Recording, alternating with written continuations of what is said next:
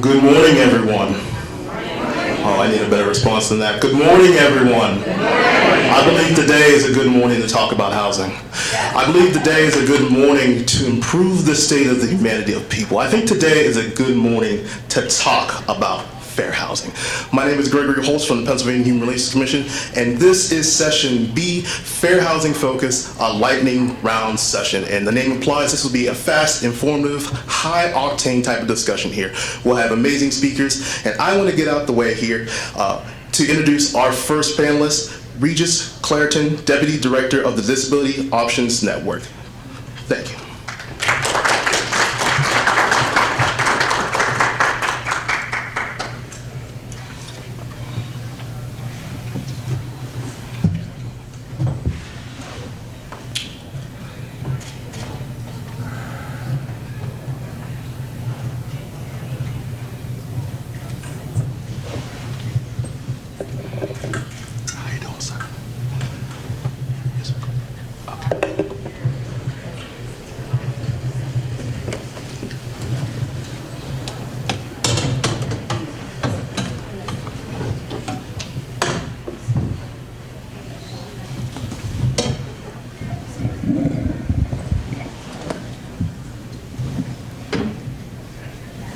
Good morning, everybody.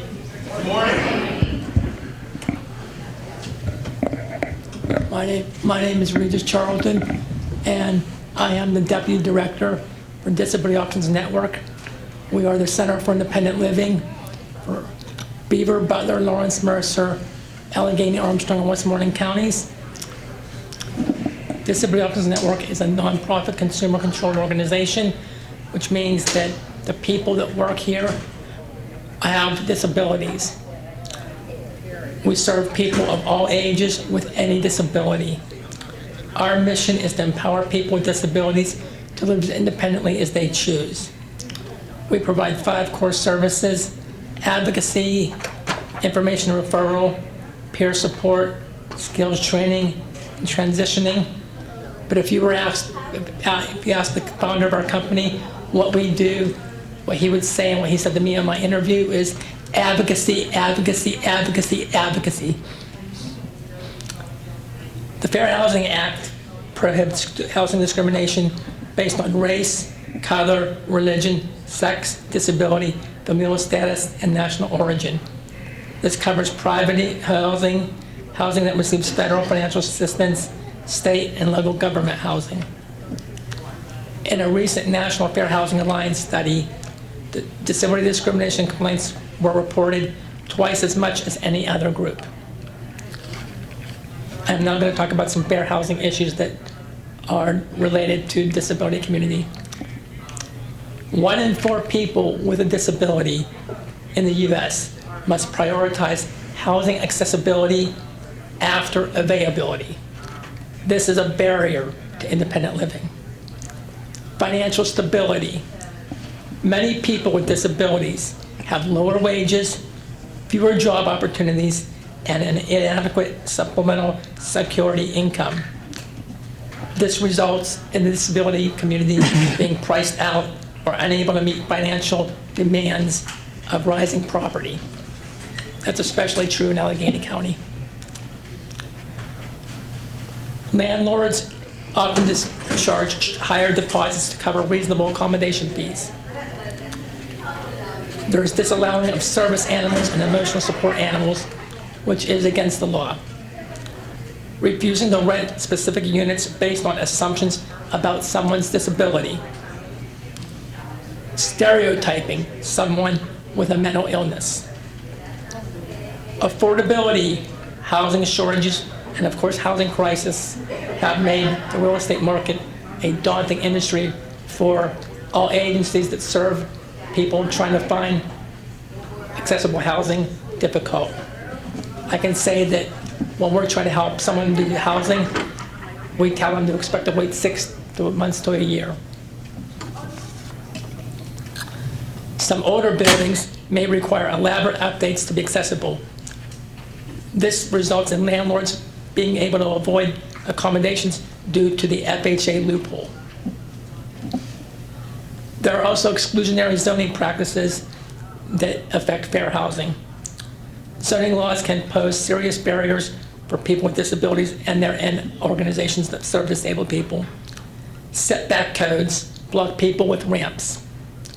Rules forbidding people who are not related from living together in residential neighborhoods bar group homes. There are laws that protect us against these things.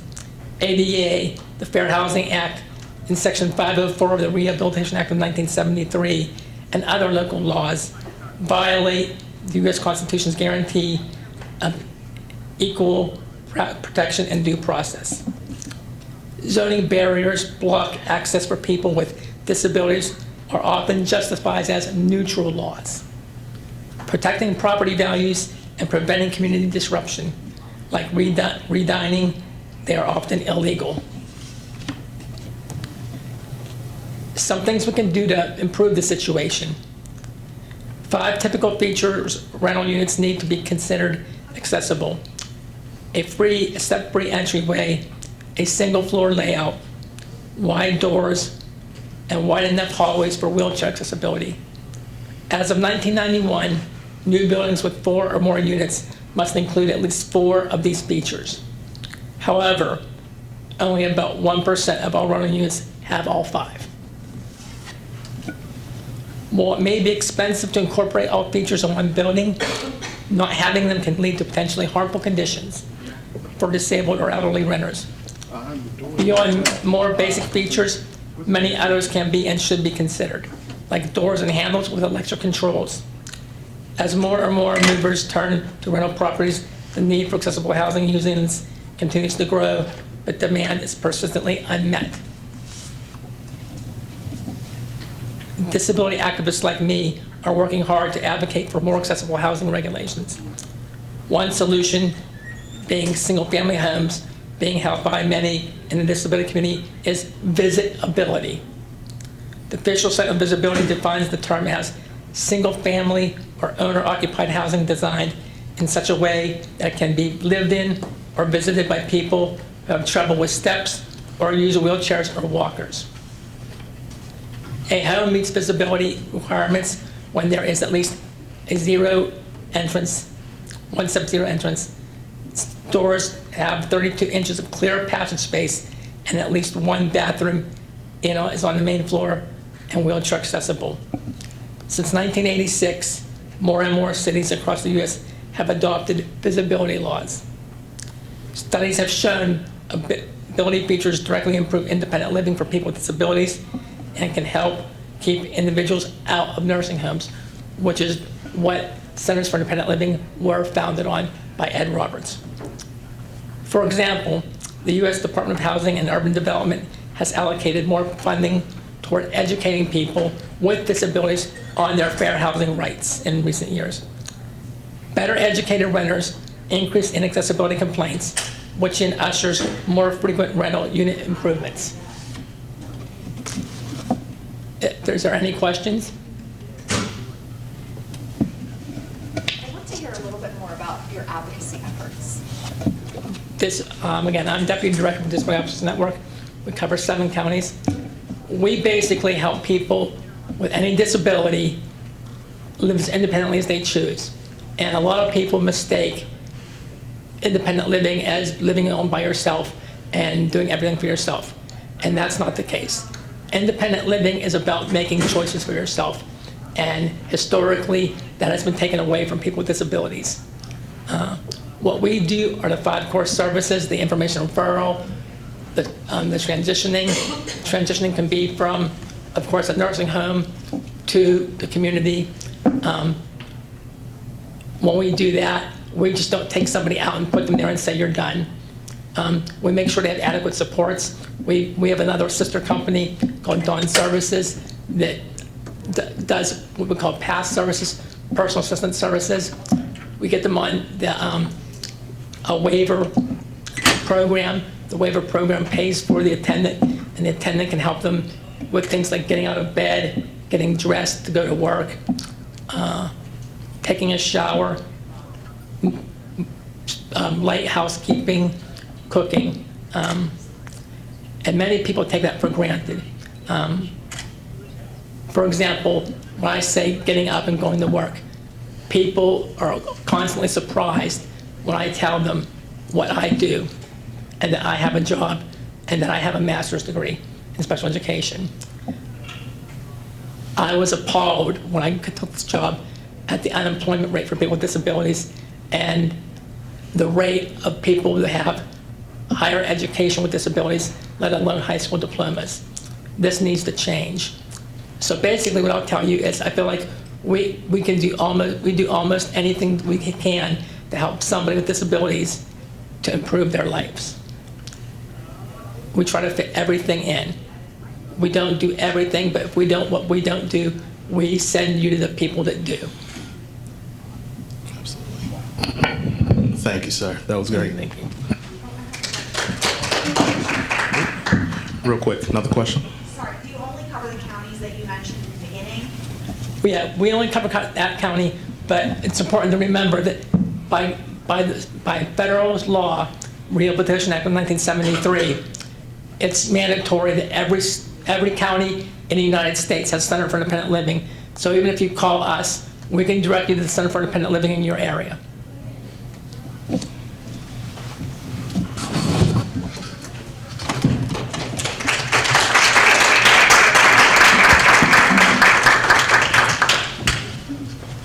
For our next speaker, we will have Samantha Volrath from 811 PRA Program Lead.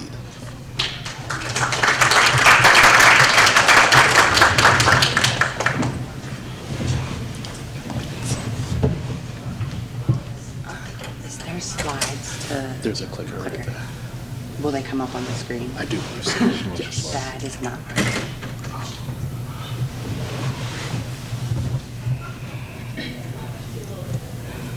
I am this one. It's like the first.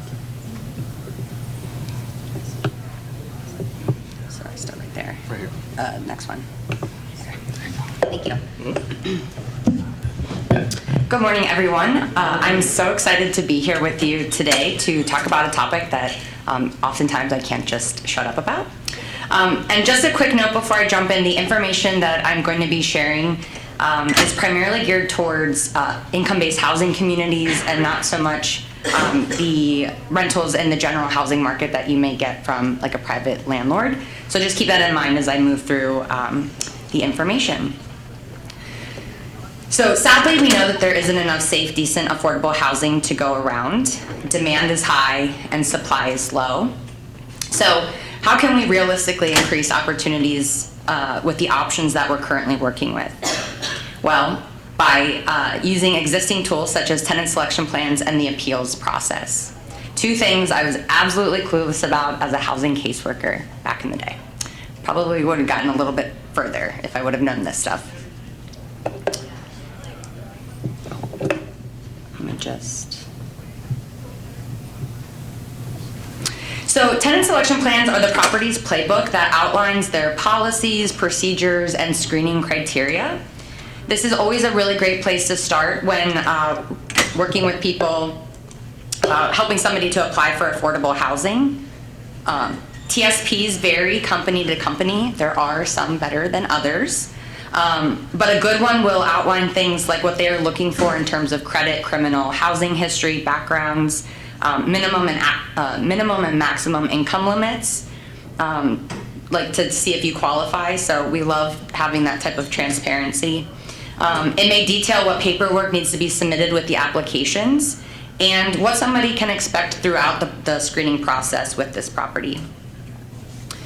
Tenant selection plans are typically available upon request from property managers, so it's not something that should be too hard to find or to come across.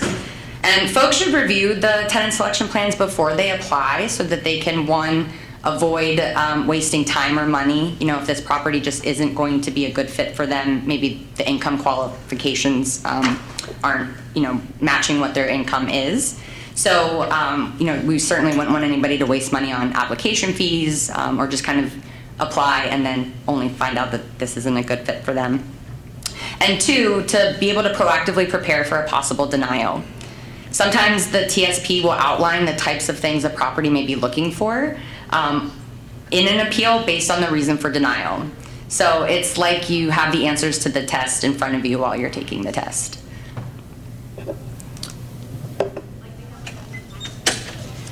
We know that it is never easy to face rejection, especially when housing is on the line. The good news is that a rejection is oftentimes more of a formality rather than a hard no. And properties must apply their same screening criteria to every applicant, obviously to be in accordance with fair housing. So the outcome is usually going to be pretty black and white. If somebody doesn't meet any aspect of the criteria, their application will be rejected. The appeal process is going to be what gives somebody the opportunity to give context around the circumstances that led to the cause for denial. And you're able to show what accountability or responsibility that you've taken since, to address the issue, so the property can reconsider their initial decision with having more and new information to take into consideration. Working through the appeal process is always going to be a good use of time well spent. A successful appeal can either put you back into the screening process of where you got bumped out, or it can put you in good standing with the property for future vacancies. So if you were working through the application and appeal process, the apartment may have been rented, by the time you get a decision made, but that can be put on file, and then somebody would have, the opportunity the next time around for another vacancy. Or if you are applying to multiple properties where this is likely to come up, you would be able to essentially recycle the documentation and paperwork that you collected for this appeal. So it's something that can serve you multiple times. And then everyone's appeal is going to look different based on their unique set of circumstances, but the framework will be about the same, where you can kind of just plug in what worked best for the individual circumstances. So to illustrate this point, I want to use a simple visual of an iceberg. So when a property runs the credit, criminal, and housing background checks, the results are going to be straightforward. The part of the iceberg that we see above water. The context and circumstances that surround the unfavorable results are what's hidden beneath the surface, the part of the iceberg that will determine the outcome of the ship. Perhaps the background check comes back with an eviction on their record, but what the property manager isn't aware of is that that eviction was a result of landlord retaliation. Perhaps after they called code enforcement after multiple attempts to have the landlord address concerns in their apartment. Moving the ship beyond the iceberg might look like providing a letter of support from a prior landlord where there was a positive tenancy. Or you can show any proof of repeated requests made to the landlord to address the concerns, and when those went unaddressed, when the complaint was filed, to kind of show a chronological timeline of how things unfolded, and submit that to the property for reconsideration. Property C's owed money to utility companies, but this first-time renter is just now realizing that when they were younger, their family member used their social security number to open up utility accounts. And now they're responsible for the debts that may be associated with those accounts. Moving past the iceberg may involve finding an organization that can provide financial assistance and being able to submit that proof of payment to the property. Delinquent credit card accounts may be the result of someone being admitted to a nursing care facility, which usually takes all but $40 from their Social Security income every month. So it doesn't leave much to make your monthly minimum payments. So moving beyond could be to show how payments were made on time every month prior to being hospitalized, and or being able to show payment arrangements that have been set up to get back on track once somebody is discharged. Sometimes a person does not have to resolve the issue in its entirety before a property can grant the appeal. So, people don't have to have these big, audacious solutions before they can even embark on securing housing. But it's they just need to show some level of forward progress. It's the accountability and responsibility that goes a long way. So through my work with the 811 PRA program, we have provided a lot of trainings and technical assistance on this topic, which has resulted in a lot of successful appeals. So I just want to showcase just a few more examples of real appeals and what the outcomes were. One individual had their application rejected due to owing money to a former landlord. They reached out to the former landlord and set up a payment arrangement of $10 a month and made the first payment. The applicant was able to submit the agreement and proof of payment during the appeal process, and the property was able to overturn that rejection and granted the appeal. So this individual was actually put back into the screening process, and shortly after was actually approved and moved into this apartment. Another applicant's criminal background showed a gun charge from over 20 years ago, which was an automatic denial by the property. But through the appeal process, the individual was able to explain that they were in an abusive relationship that unfortunately put them in the wrong place at the wrong time. But the individual was able to show that they had never had involvement with the police since that incident. They were able to show that they were an active member of their community and had since become the legal guardian of a young family member. The appeal was successful because the property was able to take this new information and reconsider their initial decision. And this individual was also approved for their apartment. So we really just love to see it. And it's more common than you think when you just understand how this process works, and that it really doesn't have to be kind of a gut punch, you know, when you get that rejection letter. So hopefully this quick rundown gives you an idea of how important and useful tenant selection plans and the appeal process can be when working with limited resources to get people housed. We know this works, we know this is a worthwhile effort, and we know that this can unlock more housing opportunities for people. Thank you. Any questions? I have a question.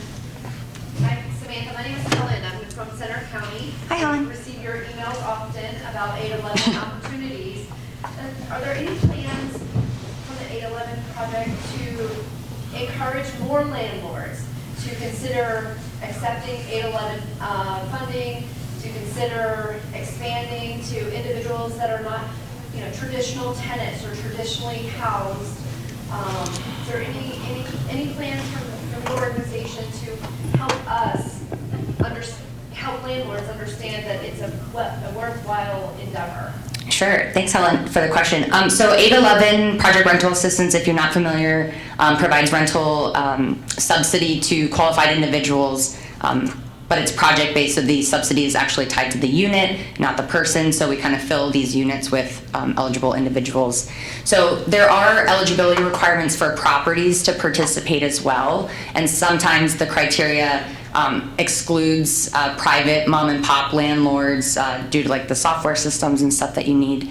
But if there is a landlord or a property owner that feels like they would meet the criteria, we can always plug them in with PHFA, the Pennsylvania Housing Finance Agency, to like further those conversations.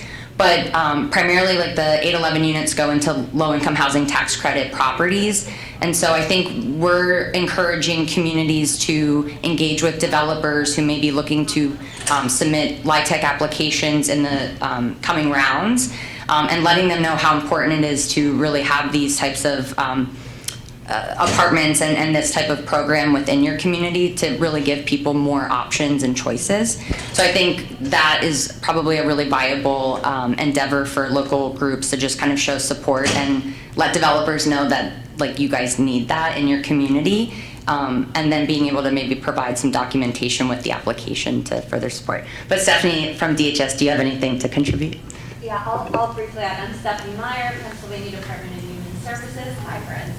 I did want to note, actually related to the 811 program, so that's a partnership that we have with Self-Determination Housing of Pennsylvania, Inglis, and Pennsylvania Housing Finance Agency. And wish us luck, because we just recently submitted an application to HUD for an additional 100 units. So hopefully we will get that, but we did submit an application seeking another 100 units authority. So we will hopefully have 100 more units, but we will need to find places to put those 100 units. So that's where I think the conversations really can come into play, especially in counties that may not be currently active with 811, where there's 27 counties with 811 units in them. So I'd love to see that number grow, and hopefully have units in more accessible areas, and that is not only like accessible units, but having a community that is accessible to support the individuals in their holistic needs. So thanks. No, thank you.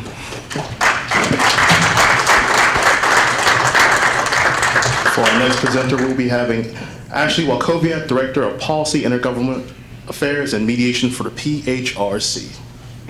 Good morning, everyone. Good morning.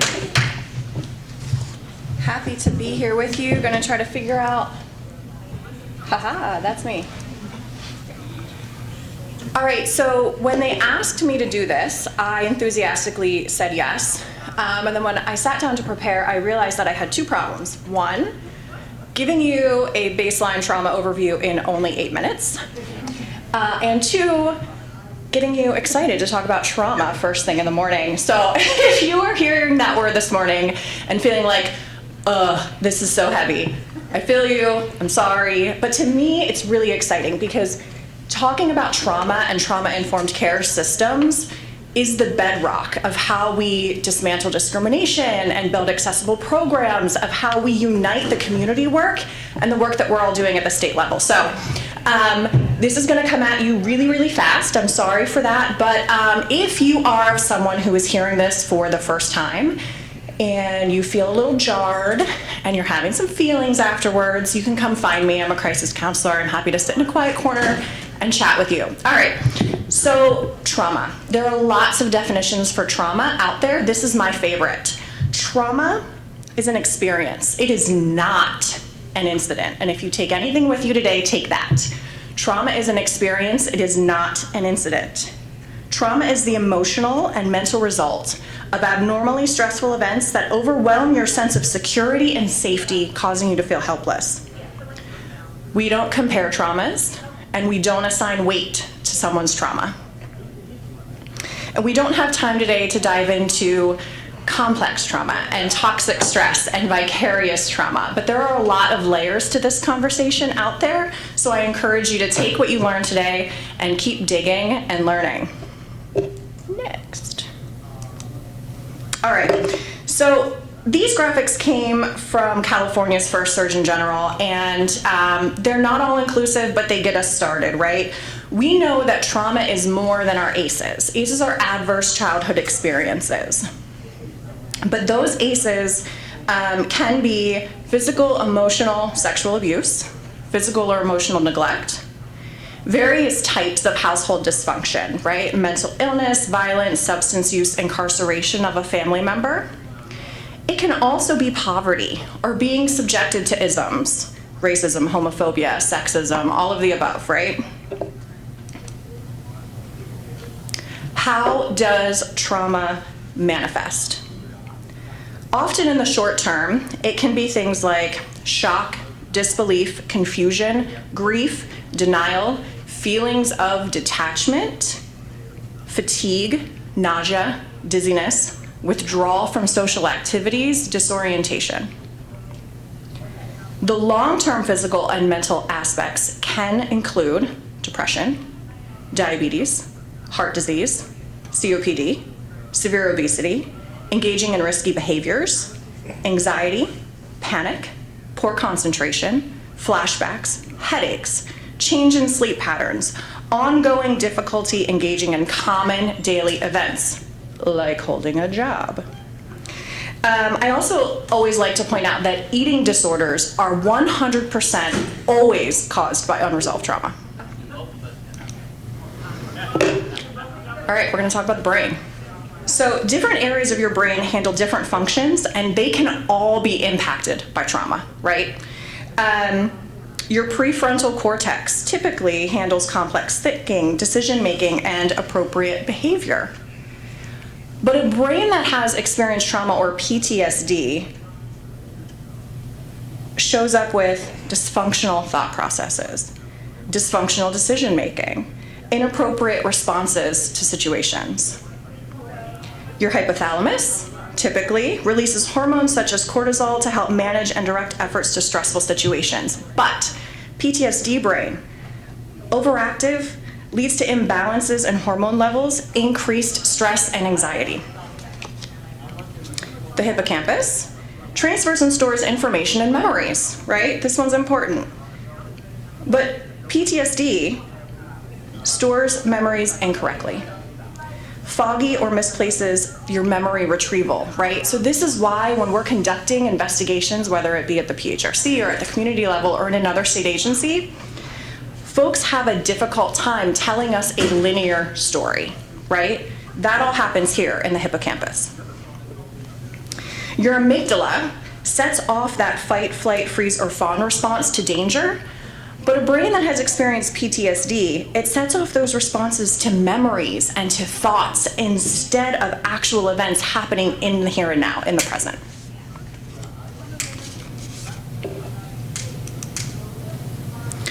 Maslow's hierarchy of needs. How many of you have seen this before? Yes, all right. So access to these things also plays a part in those positive childhood experiences and resiliency building factors that can shift some of those short-term and long-term trauma impacts. Okay, so we're gonna start at the bottom. In the physiological category, we have water, food, and housing. Safety, personal security, access to resources, source of income. Social, friendship, intimacy, community, sense of belonging, your esteem, dignity, respect, achievement, purpose, recognition, and ultimately at the top, self-actualization, creation, beauty, unity, exploration. The Pennsylvania Human Relations Act protects against discrimination in housing, in public accommodation, education, and employment. Where on here might education fall? If we had to assign it to a category. Self-actualization, education, yep. It could also show up in the safety category, right? Or social. Access to resources, yeah. So we get really excited over at the Human Relations Commission when we talk about the intersections of housing and education, so that might show up in some of our conversations that you have with us today. Employment is pretty obvious. Employment is in our safety category, right? That source of income. I'd like you to ask yourselves today, where might, when we talk about sense of belonging, right? Find it on the chart and start asking yourself today how you might work to ensure that sense of belonging for folks, for yourselves individually and for those in your community. I'm getting my 1-minute signal. Thank you, Elise. All right, so to round us out, we are going to talk about SAMHSA's 4 Rs, right? So how do we take this information and we apply it to our work? We realize, recognize, respond, and resist. We realize the widespread impacts of trauma and the potential paths for individual and community recovery. We recognize the signs and symptoms of trauma while we're interacting with others. We respond by integrating this knowledge into our policies, procedures, and practices. And we resist. We resist by investing in our own healing and engaging in bystander intervention-focused behaviors. Thank you. Questions for our director? Questions? All right, I'll be around today if you need me. Thanks, everyone. Thank you, Director Rokoviak.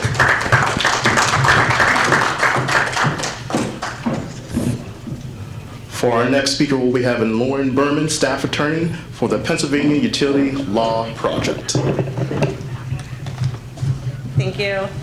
Good morning, everyone. I am here to talk to you a little bit about some tenant protections in utility spaces. And of course, we know how this intersects because if you have a landlord, a housing provider who decides that they would prefer not to go through the legal process for eviction, utilities are an angle that sometimes get used to sort of force that constructive eviction. So that's why we're going to talk about that today. So, as you heard, I am a staff attorney with the Pennsylvania Utility Law Project. We are a statewide legal aid office under the Regional Housing Legal Services, which some of you may be familiar with. We are based in Harrisburg. I am in Pittsburgh. We cover the entire state. Our mission is to secure just and equitable access to safe and affordable utility services for Pennsylvanians experiencing poverty. We do this through legal representation, both of individuals and we have group clients. So we intervene in basically every PUC proceeding, and we do education and training, we do policy advocacy, some lobbying, and we provide supportive services and technical assistance. So a little level setting, so there's two large buckets of the regulatory system for utilities, and depending on which bucket you're in, what you're going to do and what your rights are can vary greatly. So you have PUC regulated utilities. These are most of the large electric, natural gas, and water companies that you're familiar with. I've lifted some examples there from this region. So these are subject to the jurisdiction of the Pennsylvania Public Utility Commission, which is sort of a corollary to the PHRC in the utility space, state agency. Consumer complaints get filed directly with the Public Utility Commission. And there are very specific rules around billing, collections, terminations, and the electric and gas utilities must offer assistance programs with very specific components. And I will say most of the water companies are getting there. It's sort of a newer area, this kind of regulation, but they're getting there. So there are assistance programs available. For the unregulated utilities, and I say unregulated because they are still regulated, but just not how we typically talk about them. For that, you're talking about municipal utilities, an electric co-op, so that would be Wilkinsburg Penn Joint Water Authority, for an example. But any of the thousands of municipal water authorities, and then there's a few electric co-ops. So for these organizations, consumer complaints get filed at the Court of Common Pleas. You have to go to court. There are rules. Water Services Act, Utility Service Tenants' Rights Act, which is what we're going to talk about in a minute here. Other broad consumer laws, EPA, environmental concerns. There are not standard billing, collection, and termination standards. They basically can do what they want. And there is no requirement to offer any assistance programs or payment arrangements. So some may have programs, they may have, small grant programs or something like that, but they are all voluntary. There's no requirement. So the reason this matters is because what do you do when a housing provider is trying to screw around with your utility service? So all of this information I'm giving you does not apply if the utility is in the name of the tenant. So if you are the tenant, you have the bill, then you are sort of not part of this bucket of things that I'm talking about. This is where the utility is in the landlord's name and the landlord does not pay. If that happens, there are requirements. And this is true for both regulated and unregulated utilities. The tenant needs to be notified of the landlord's back balance in 30 days in advance of termination. So you get a 30-day notice. They cannot just show up and shut you off if you did not get notice. You then need to be given the opportunity to pay the last 30 days of the bill. So not including the landlord's debts. You're just paying for the last 30 days of usage, whatever that amount is.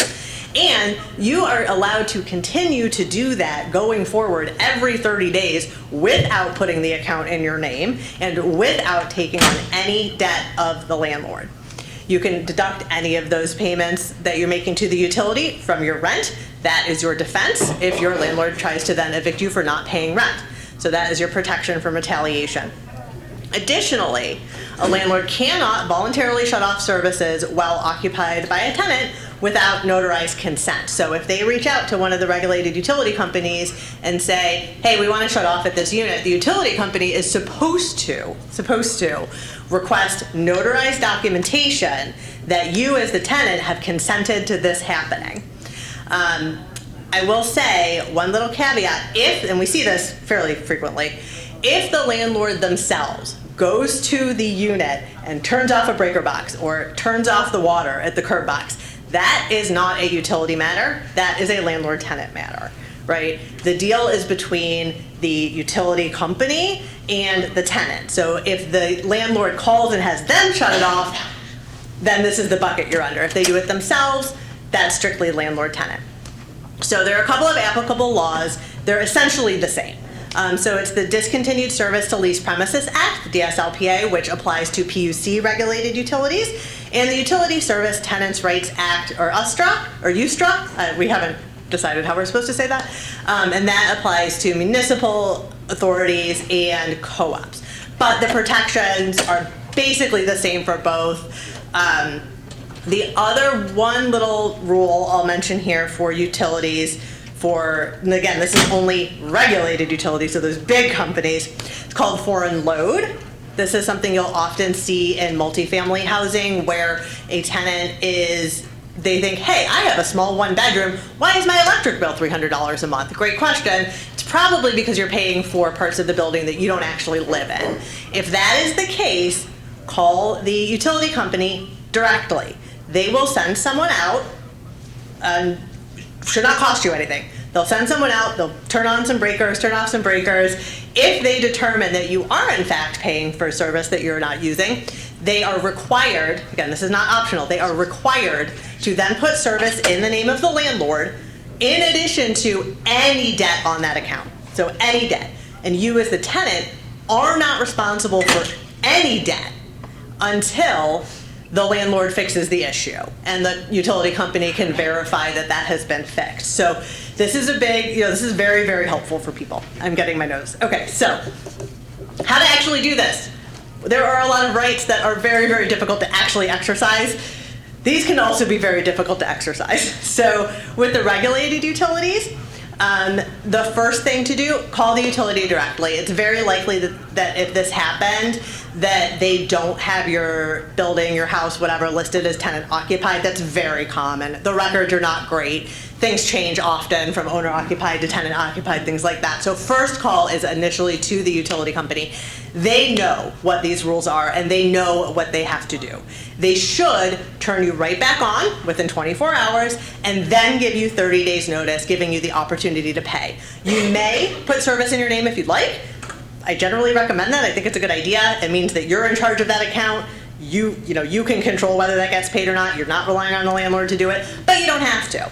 And if you do put service in your name, again, none of that landlord debt should come onto the account. You should be able to start free and clear. If you've tried to do this and it hasn't worked, file a complaint with the Public Utility Commission. For the municipal authorities and co-ops, start the same way. Call them directly. Make sure that they know you're a tenant. This works 25% of the time. If they say, well, we don't have rules because we're not regulated, they're wrong. And we recommend filing a complaint with the PA Attorney General's office directly. They've been very interested and they've been quite, aggressive is not the right word, but they have stayed on top of this stuff. They will reach out to the municipal authority, explain the rights. That usually, getting a call from the Attorney General's office usually gets them together. So that's the method for that. Yes, and that's all I have. So any questions? Sorry, I could talk for an hour and a half about this. So, okay, I have a table. I'm tabling right out there for the rest of the day. So please feel free to come by if something comes up. You want to have a chat? I could talk about this stuff for days. So feel free to stop by. Thank you. Thank you. Up next, we have Joel Bolstein, Commission Chair of the PHRC.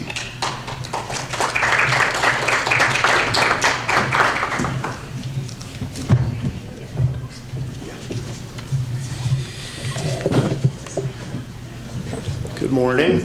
Morning. I'm actually going to put on my reading glasses so that I can see this.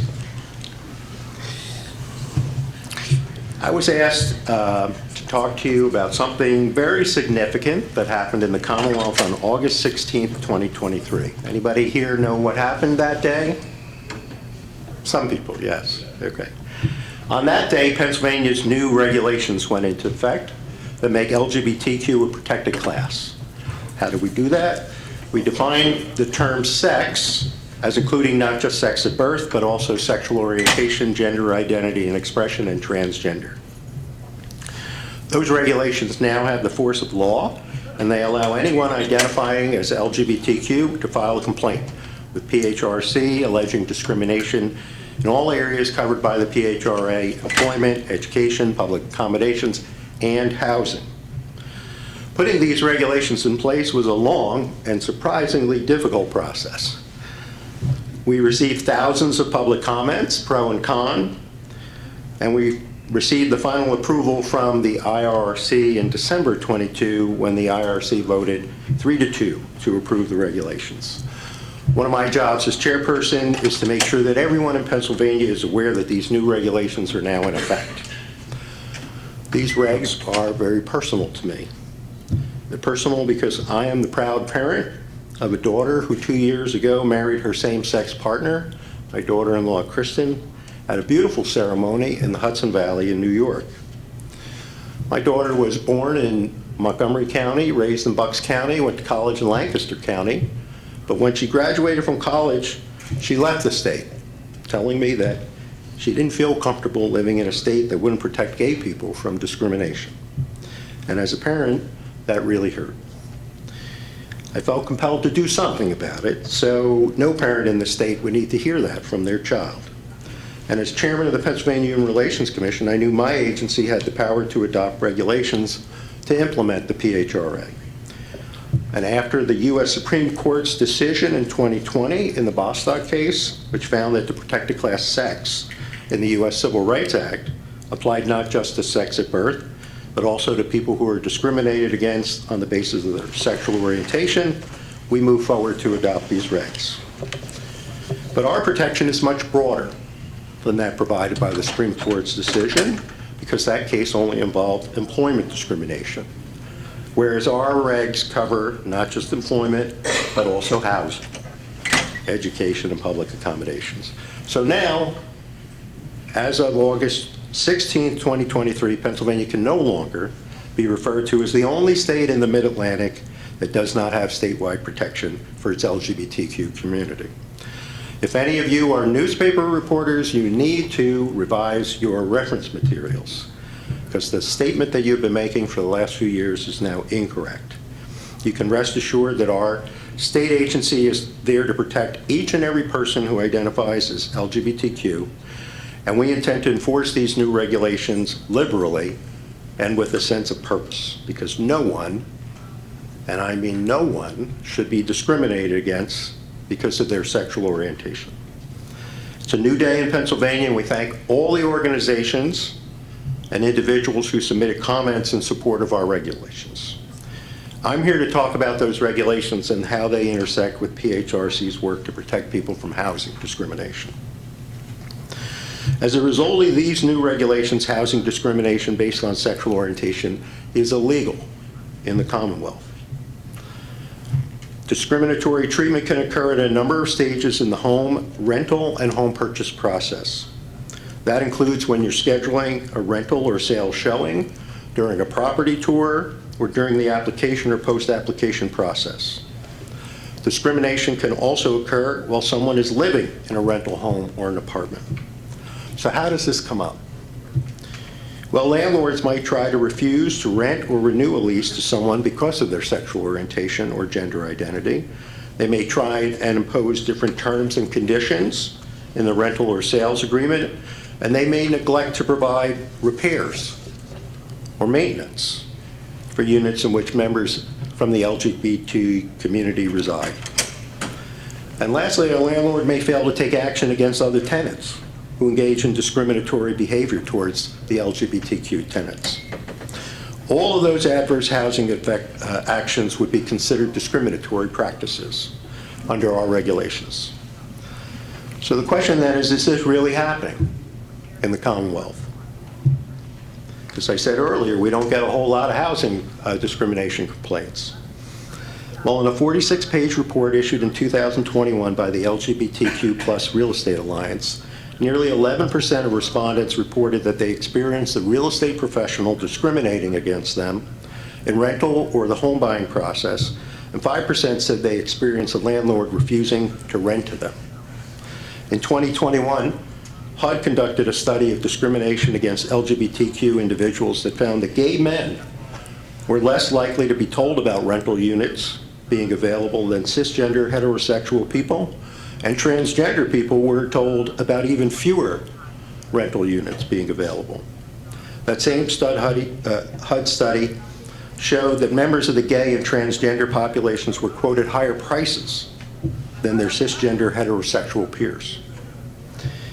A 2022 survey of LGBTQ seniors conducted by AARP found that 9 in 10 transgender seniors are concerned about gender-based discrimination when they're seeking housing, and they worry about their safety. And lastly, a study by the National Coalition for the Homeless reported that 40% of homeless youth identify as LGBTQ. And none of this is acceptable. So what do we need to do at this point? Well, first and foremost, we need to make sure that members of the LGBTQ community understand that these new regulations protect them from housing discrimination in every city, every county, and every municipality across the Commonwealth, regardless of whether or not they've adopted a municipal ordinance. In many local communities that have such ordinances, you'll remember, a lot of municipalities adopted ordinances because we didn't have statewide protection.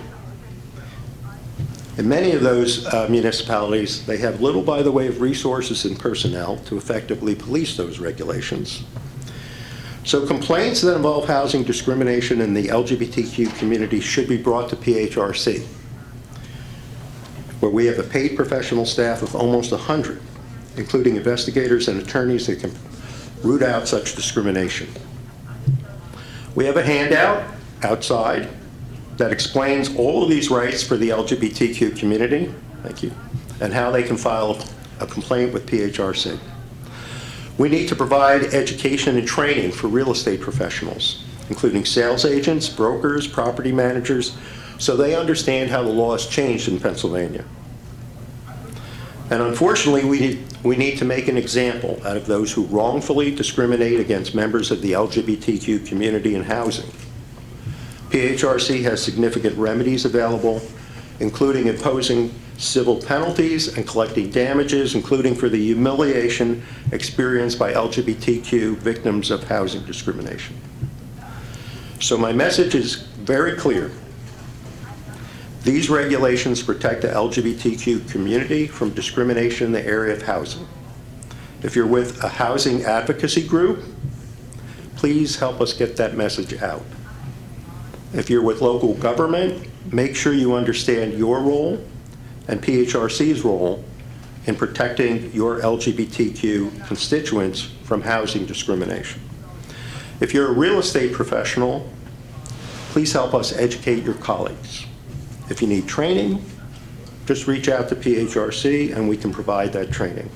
Simply put, PHRC is here to protect the LGBTQ community from discrimination, and everyone has a part to play.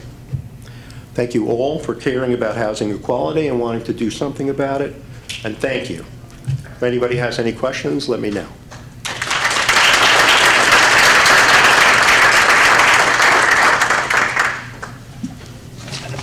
All right, thank you very much. Thank you, sir. For our next speaker, we're going to be having Kirsten Marchini, Project Manager and Managing Attorney for Fair Housing Law Center at Summit Legal Aid.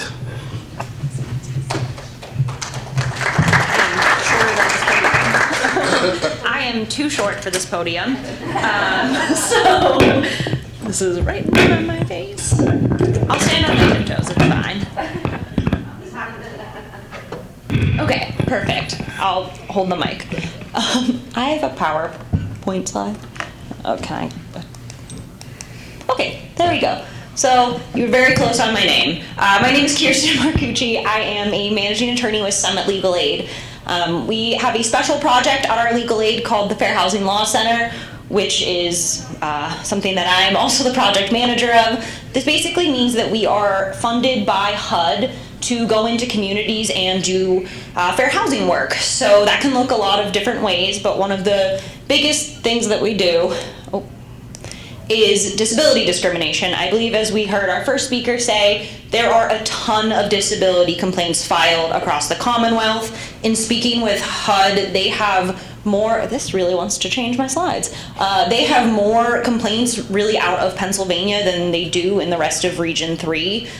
So there is a lot of this going on, and so, oh my gosh, we do a lot to try to curb that as best as we can. So the first thing that I think is really important is to really understand what disability means under the Fair Housing Act, because of course it can't just have like a easy definition. It is a little bit complicated.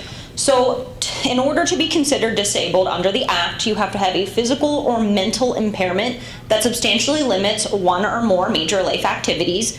You could have a record of such disability, or you could be regarded as having such a disability. And this is basically to say, like, hey, if a landlord comes in and says they won't rent to you because you're disabled, even if you are not, you don't want a landlord to be able to kind of have that as a backup.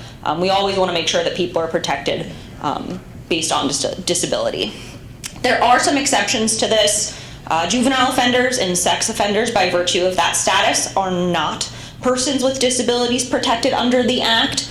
The Act does not protect those who are currently engaging in the use of illegal controlled substances. However, when people are in recovery, they are no longer using, they are going to be considered disabled, which is really important. Across the Commonwealth, there is a large problem with people who have any history of drug use or even alcohol addiction finding housing. So it's really important for people to know that they are going to be covered under the Act. The Act also does not protect individuals with a disability whose tenancy constitutes a direct threat to others. However, there are some workarounds here, which is where we often use reasonable accommodations and reasonable modifications. But today I'm really here to talk about reasonable accommodations and what that can look like in a case example. How many people here are familiar with reasonable modifications? Oh my gosh. All right, so most of you, this is a review, but that's okay. So a reasonable modification can be a structural change made to an existing premise that's occupied or will be occupied by a person with a disability in order to afford them full use and enjoyment of that premises. And those can be interior, exterior, or even for common use areas. We've been getting a lot more reasonable modification cases in the last year or so, but one of our most successful, and we've worked very closely with the PHRC on, is a case out of Washington, Pennsylvania, which is where we are located. I'll give a shout out to Shahida Wilkes, one of my favorite investigators to work with. I love her. She did great work on this case. I will also give a shout out to Morgan Williams and Robert Taylor, the two attorneys from the commission who really helped on this case, especially Morgan because she fell in the parking lot and broke her arm. So on the way to, or was it her ankle? I don't remember. On the way to the hearing. So Robert Taylor really had to step up and do that hearing last minute. It was quite the day. That was our parking lot. I understand if you don't let your employees come to Washington, Pennsylvania anymore. That is the only parking lot in Washington by the courthouse, so it's bad. So this was a case that we got out of the South Point area, if anybody here is familiar with that. Those buildings are typically considered your luxury builds. And this complainant, her lease began in September of 2021. She moved in and quickly realized, hey, I really need a reasonable modification for grab bars. So she wrote to the manager same month, September 21st. She then got a pretty quick response saying, we're not going to be able to put those grab bars in. And our client knew she had to pay for them. She was really just seeking permission because that's what her lease said. Her lease said, if you want to make any changes, you got to ask us. So she did. And they said, no, you cannot put them into the walls. However, we can offer you suction cup grab bars. However, these do have a relatively low weight restriction, and our client was over that weight restriction, and she was very clear that this would not work for her.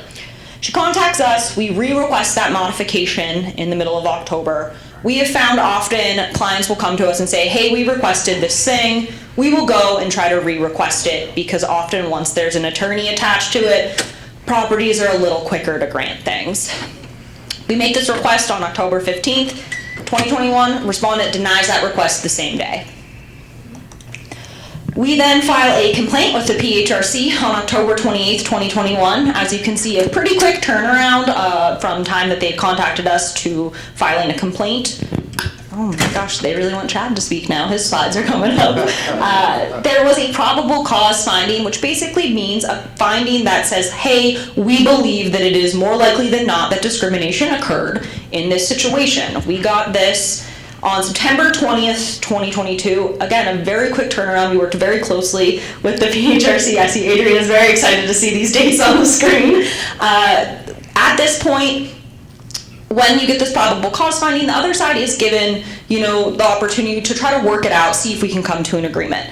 And unfortunately, this did not happen, and so we moved forward to the public hearing process. And about a year later, October 13th, 2023, there was a public hearing held, and that public hearing is held in the location where the harm occurs, which was great for me because it was held right next to our office in Washington County. I didn't have to go far. And it was great for the client to be in the community where they live because this makes them a lot more comfortable through that entire process.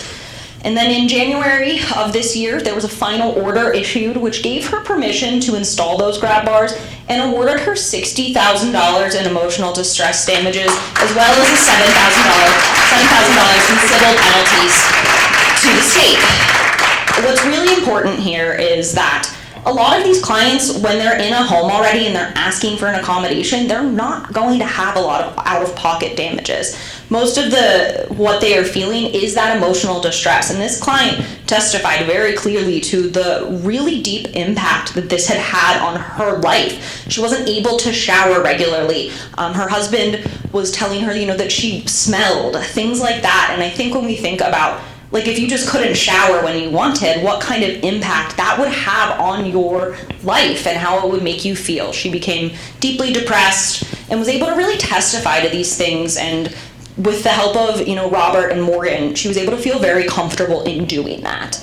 Unfortunately, the respondents did appeal the monetary award, because of course they did, and the case is currently pending in front of the Commonwealth Court, where again, Morgan and Robert are working to help us through that process. That is all I have for you. I think it's good to just see what these cases can look like in motion. And if anybody has any questions, let me know. We do have a table outside that Jessica will be at all day because I have to go to another speaking event for SDHP. So if anybody has any questions, let me know. Thank you so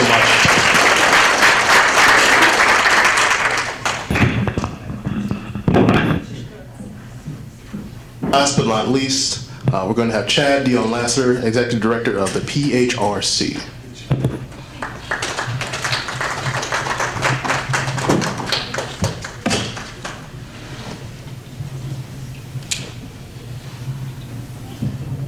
Will you be able to hit the slides for me? I'm so discoordinated that if I hit the slides myself, it might be a catastrophe. That's great. All right. Let's give a round of applause to the previous presenters. So I've been given the task to provide a kind of call of action. And the way I do that is through a series of readings that I think are apropos for a lot of what we're discussing here. So today I stand before you to shed light on a deeply rooted issue that has plagued our nation for far too long: housing discrimination and its devastating impact on communities of color.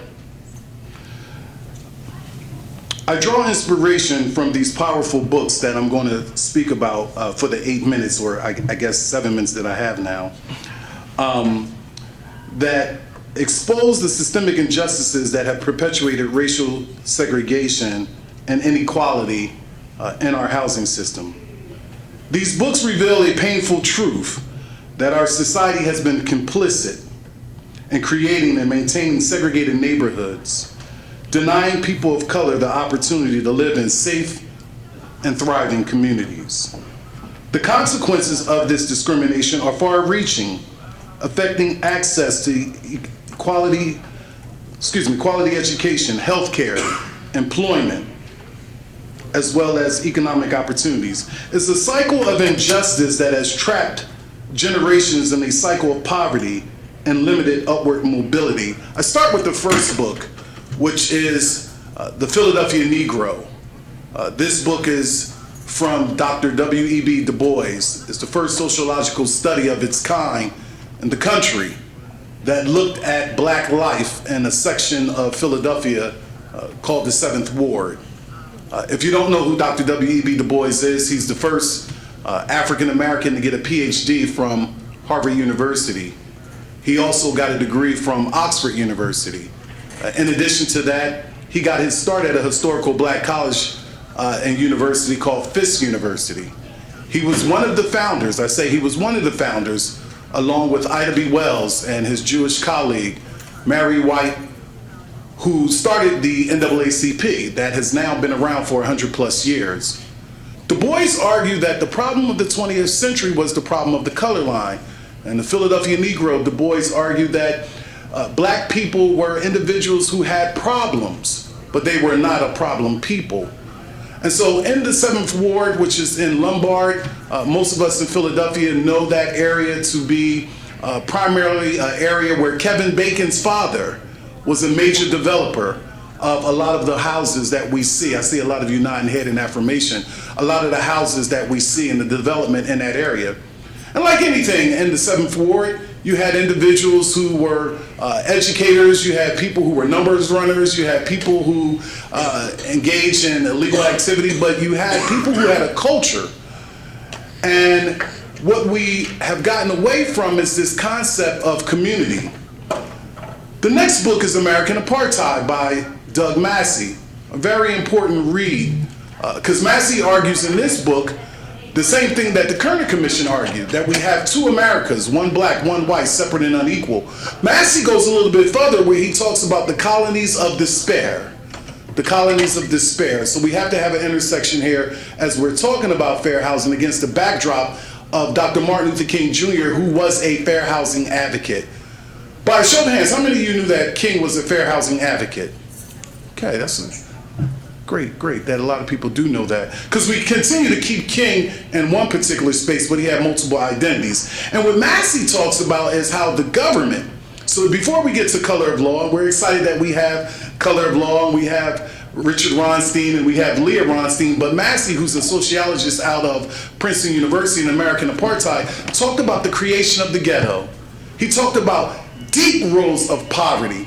He talked about how people were trapped into levels of what we call nihilism and despair, and how walls were erected to keep people out. Then we move to the Color of Law. How many, by a show of hands, have read the Color of Law? Okay. I see my colleague Tracy. 2 years ago, Tracy, when I gave the keynote for the Greater Realtors of Pennsylvania, you remember I was talking about that, how important the Color of Law is to read, to get a foundation of how governments, not the PHRC, but how governments are complicit in some of the misery that we see. And it trends on all sides of the color line, but in the Color of Law, very important book. We have copies of the book today, so if you already read it, please pick up the book so that you can also pass it along to others. And then there's a follow-up. And then Elijah Anderson, another sociologist, was one of my professors at University of Penn, and he talks about black and white spaces and how these spaces oftentimes are demarcated, meaning that who is allowed to come in. Black bodies are not allowed to come into certain spaces. A more historical example of this in the contemporary era would be what happened to Trayvon Martin, a gated community where for a particular person, George Zimmerman and maybe others, he's not supposed to be there. So black and white spaces, if you've ever been to Philadelphia, one of the sociological studies around black and white spaces that Elijah Anderson utilized was Reading Terminal. If you ever go to Reading Terminal, you see that dichotomy where there are some people who are situated on one side, situated on another side, and the two oftentimes don't meet. And so one of the amazing things is how do we break down these black and white spaces? And then the last reading, In the Shadow of Hate. I'm going to tie it into fair housing because it's all intersected. In the Shadow of Hate of the Ivory Tower, Georgetown University, University of Pennsylvania, multiple universities are guests within the confines of communities. The University of Penn was a sleeper community. The bookstore on the campus of University of Penn is where my grandmother's best friend used to live. The savaging and ravaging of communities.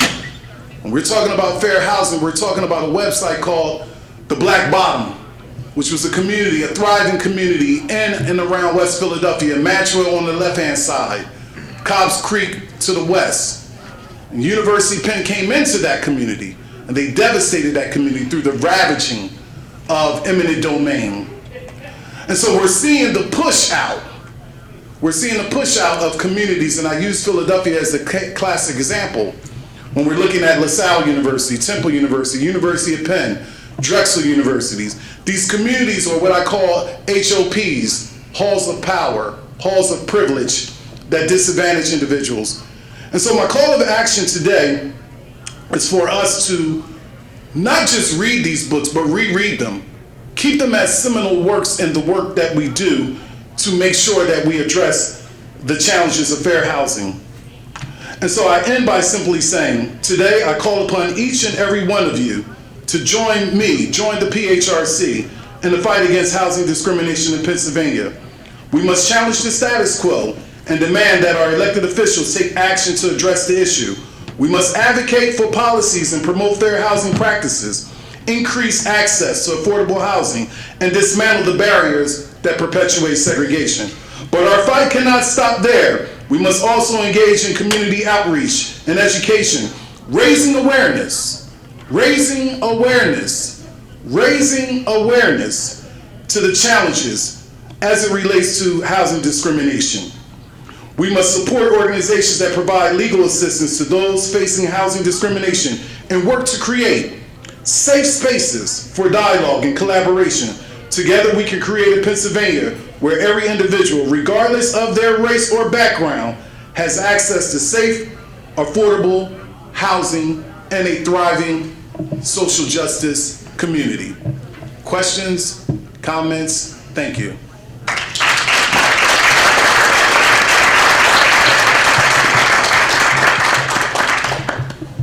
Questions, comments? We entertain them. Okay, I have two questions before we go.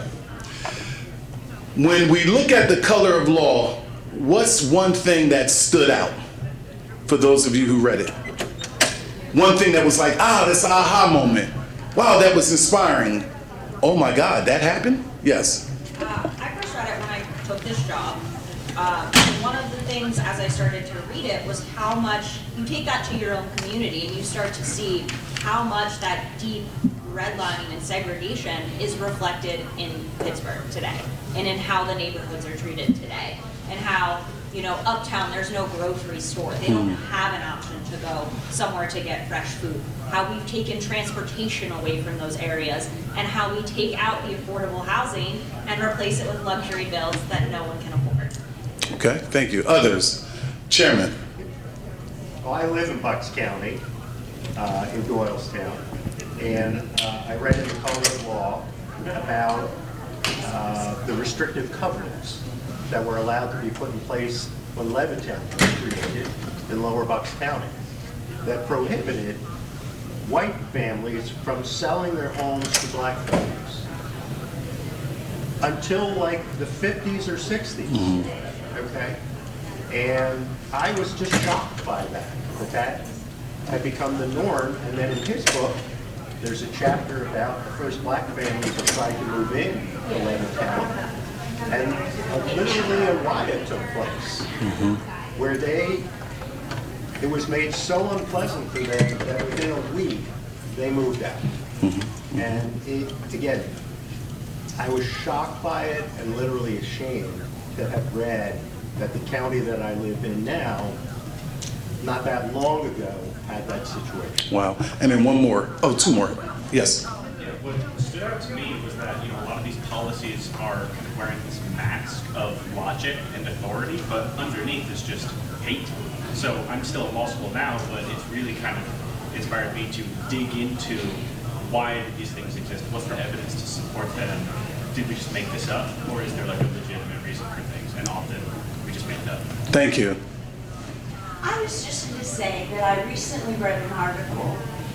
It's based on Pittsburgh neighborhoods, and it spoke about the covenants that are in neighborhoods. And the examples that they gave was Sewickley, Mount Lebanon, Penn Hills.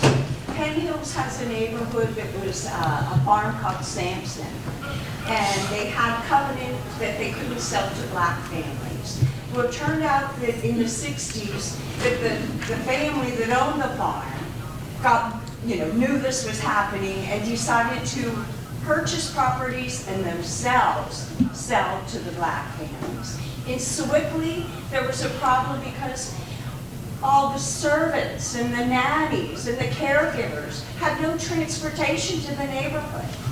So they ended up having to implement a bus system specifically, it was more like a taxi, specifically so that they could get the help to the neighborhood. Wow. And then one last one, our PHRC colleague.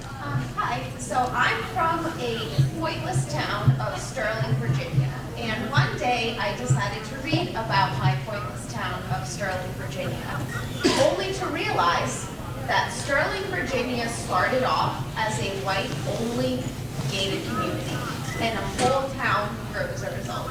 But if you ever want to read about Sterling, Virginia, go right on ahead. But that is how an entire town started. It was just a suburban development outside of DC that was a white school gated. Thank you so much. We have one last order of business, but I do want to say, and I once again call out my colleague Tracy, because during that keynote that I gave Tracy, you remember, it might have been about 400 or 500 people, and we did the same thing with regards to raise your hand if you've read Color of Law. And these were realtors, not trying to be dismissive here or divisive. These were realtors, these were people who were in the housing space, Gregory. We didn't have a lot of hands up, did we, Tracy? We did not have a lot of hands up. And so this is not an intellectual activity. This is not, something that is rooted in scholar. These are important readings, and there are others that you can probably suggest that give us the opportunity to see the full landscape and not to be seduced. I'll end by this, by not being seduced by the black-white binary, because though some of these books are talking about what has happened to African Americans, housing discriminates everyone. We're all impacted by housing. And so with that, once again, thank you.